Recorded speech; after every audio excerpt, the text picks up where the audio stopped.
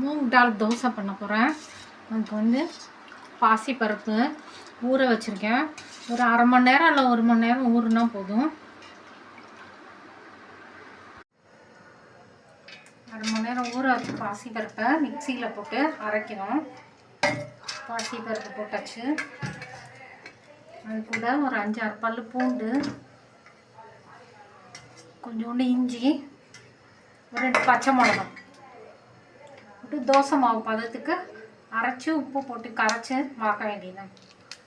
புளிக்கெல்லாம் வேணாம், அப்படியே வறுத்துடலாம்.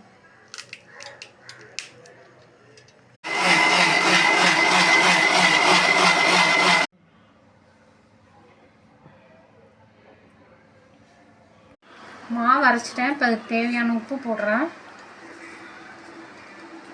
கொஞ்சம் பெருங்காயம், உப்பு போட்டோன்னே அதில் கொஞ்சம் கருவேப்பிலை, கொஞ்சம் கொத்தமல்லி போட்டு கலந்து இந்த மாதிரி தோசை மாவு பதத்து கலந்து தோசை வாக்க வேண்டியது.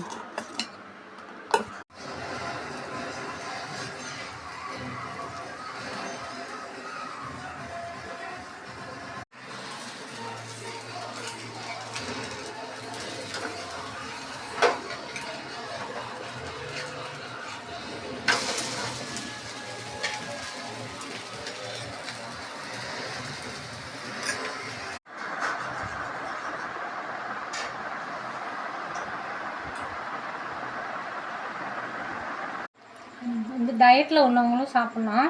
இது பாசிப்பருப்பு, பூண்டு, இஞ்சி எல்லாம் இருக்கனால டைஜஷனும் ஆகும். நல்லாயிருக்கும். ஹெல்த்தி டயட் தான்.